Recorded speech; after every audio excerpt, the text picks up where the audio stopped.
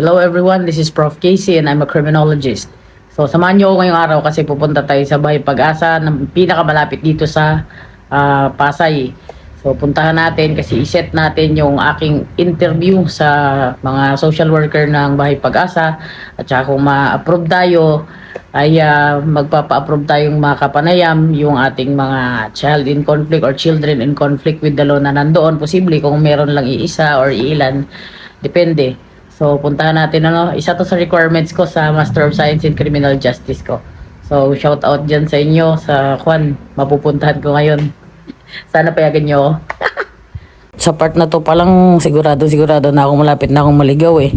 Kasi hindi ko talaga makita sa sa Google Maps kung nasaan yung exact na location nung sa Pasay. Ayun, napadpad naman ako dito sa Parañaque. Pero sinubukan ko pa rin syempre. So nung nakapanayam ko yung head nila sa loob, pinasa nila muna ako sa Pasay. Since dito naman ako nakatira sa Pasay, trinay muna nila baka ma-entertain ako. So hindi ko na binidyoan sa loob kasi alam niyo naman na maraming respect ng confidentiality sa loob. Hanggang sa napunta tayo dito sa Bahay Pag-asa ng Pasay sa likod ng City Hall, dito lang din ako hanggang magbibideo kasi bawal na dun sa loob. So napayagan tayong bumalik bukas para mag-conduct ng setup ng interview, pero i-check pa yung mga questionnaires bukas at yung letter. Goods na rin yun kasi syempre may data privacy din na dapat bantayan kapag ka mag-i-interview ng mga bata. Pag uwi ko naman, ito nabili ko. Yan, so meron tayo ditong nabiling bahay alkansya, no?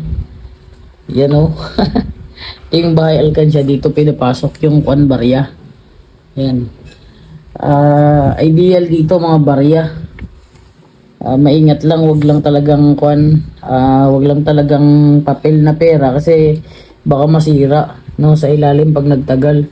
Pero ang nakikita ko naman medyo yung materials is laminated. Supposed to be this is safe for money na papel, but syempre panigurado na lang din, barya lang ang ilagay. Ito, yan. May nabili tayo dito. Hindi po nabubuksan yan Design lang yan kasi syempre tag dito alkansya nga eh.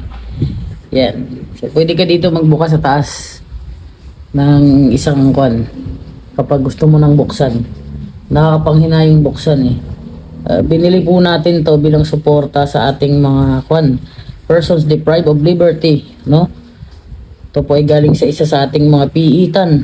Ito po ang kanilang pinag-aabalahan sa loob hanggang sa matapos po yung kanilang sentensya. Or kung hindi man matapos ang sentensya, at least ay ito po yung mga makakatulong sa kanila. Yan, ito po ay sa halagang 150 pesos. So maaaring inangkat ito sa loob ng mga 100 to 120. Tubo na lang pagdating sa labas.